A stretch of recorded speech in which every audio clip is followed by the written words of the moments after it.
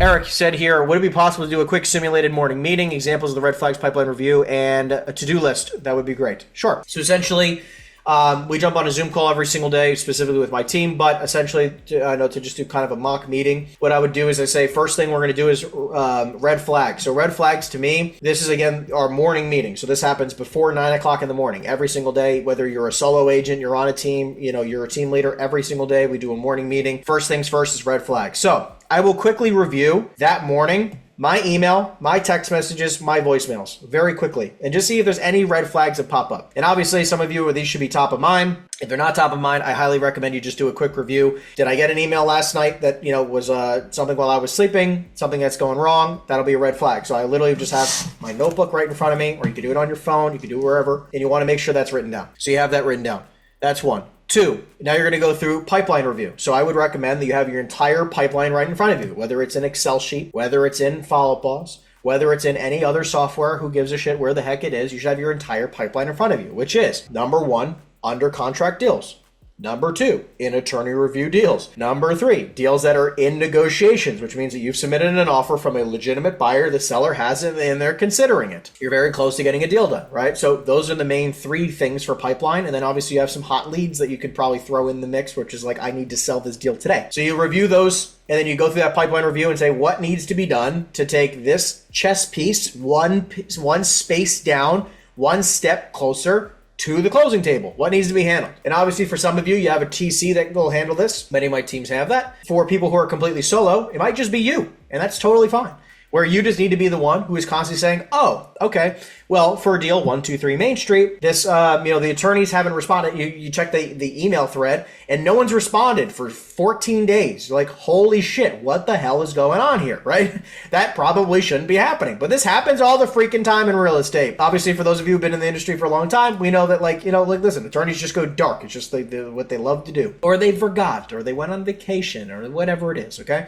The point is, you need to make sure you're constantly on top. Like, oh, okay, no one responded for 14 days. I need to call the attorney. I need to call the seller. I need to call the buyer, which is why I always like to be representing both sides, so I'm always in the loop of whatever is going on. That's for certain deals. If you have a deal like for negotiating, obviously, like today, I did a couple follow-ups. Some of those were actually on my pipeline review list, Eric, where I go like, oh, this is part of my pipeline review. I got to make sure I touch base with this person today, right?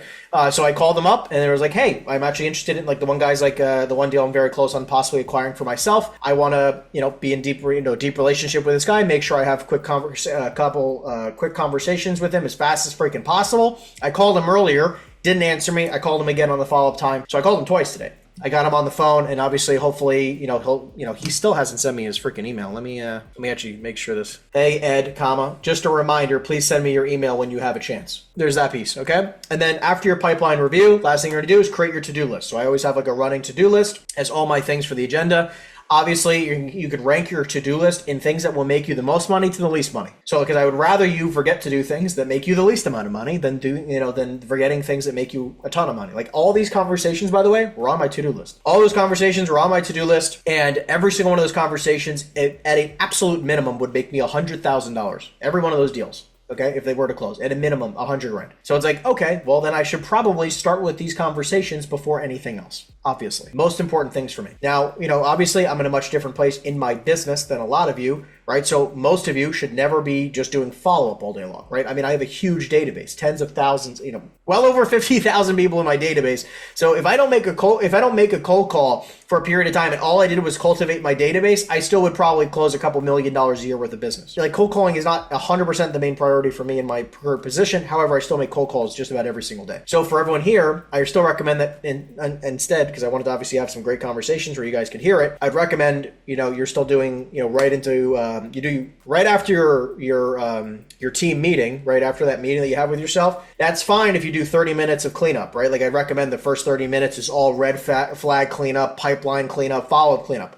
Fine. Take 30 minutes, right? Put a timer on your phone and go, I got 30 minutes to handle these things. All right, but then immediately after that 30-minute period of time, which should be before, this is why I recommend doing the meeting at 8. It takes you 10 minutes to do the meeting with yourself or with a team member or whatever it is, 15 minutes at most. You then go take the entire rest of the time from 8:15 to 9 o'clock to just clean things up. So by 9 o'clock, you got a clean slate, right? Like, oh, got it. I had to follow up with these people, these attorneys, these contracts, whatever it is, right? It's all done by 9 o'clock. So it's all done. And then now at 9 o'clock, you can be like, oh, great, I got a clean slate and I could just start prospecting and I feel really good about it. Because right now it's like, imagine, it's like, okay, I got 4 LOIs I got to send out and hopefully 2 or 3 of them will be, accepted. We'll see. Long story short, I'm going to feel really good now getting on the phone because I'm like, oh, okay, great. Because if those deals go through, I can make $500,000 just from today's efforts. So anyways, like that's why it's like, okay, now I can get back on the phone. I got a clean slate. I feel good about it. No matter what happens today, I still feel like I got some stuff done. So anyways, Eric, does that answer your question? Feel pretty clear? Awesome. The seller was like really adamant that we get NDAs on the deal. Yep. And so everybody signed those and everything, and that's fine. And I've sent all the information out to the buyer. But if this buyer can't come to terms with them, or let's say, okay, they can't come to terms, or if, they're just not interested for whatever reason, how do I keep it alive so that I don't lose the seller opportunity, if that makes sense? Because Yeah. they were like, oh, well, we just sent it to these people and whatever. How do I save that, if that makes sense? So Because what I would say, so here's the thing, right? Like obviously when sellers or I'd say forcing you, but ask you kindly to sign an NDA, right? Or a CA, some type of confidentiality agreement. I want to be very clear about this. These are going to be the deals where you need to be, this is the importance of having a VIP list. This comes down to the true reason of why you need a really, really good VIP list. Because exactly this reason where you have somebody who goes, oh, Garth, you are the one person I'm sending this to, so I want to be protected where don't send this to anybody else. Where now, Garth has an example, or me, you and I together, right? We are not going to buy it, right? We are trying to possibly act as a broker here, right? Which is totally normal. And now it's saying, going back to them and saying, hey, I don't think this deal makes sense for me. However, I do have a partner who I think this could be good for. You go to your one buyer. They go, oh, okay, no problem. Sounds reasonable. You get the NDA signed by them. They send it to that, send it to the seller. They're okay with you sharing the information. Everything's great. Now that buyer is not interested in the deal. So now you're in the situation where you kind of are stuck because you just said that, oh, well, my partner might be interested, but now they're not interested and they just signed the NDA. What are you going to say? Oh, but now my other partner, and you're just going to keep, constantly going down this same track, which I understand. So what I try to do is the following.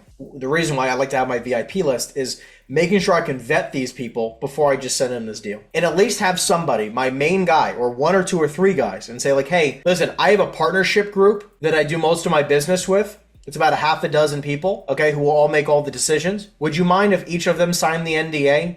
Because typically we buy properties together, or one of the partners might buy it separately. So I can kind of justify why so many people might be signing an NDA, number 1. But number 2, I want to make sure the people I actually send this NDA to are 100% of the time going to give me an offer. The offer doesn't have to be stellar, but I need an offer of some sort so that I don't look like a moron. So this is why I'm saying building a great VIP list who's been vetted is very important for specifically these reasons. These types of situations, because you can get caught with your hand in the cookie jar kind of thing. Yeah, and then kind of like a side question to that. The second that we connected and I was like, okay, yeah, these are them. I send them over. We all got it signed. That's fine. That second, the seller looks up the buyer, finds a YouTube video of the buyer talking about value add properties and stuff like that online and everything else. And they were like, we might not even want to show it to them because they're like bad mouthing this property or whatever. And I had to like talk the lady off the ledge. I was like, well, they run a fund and that's how they gain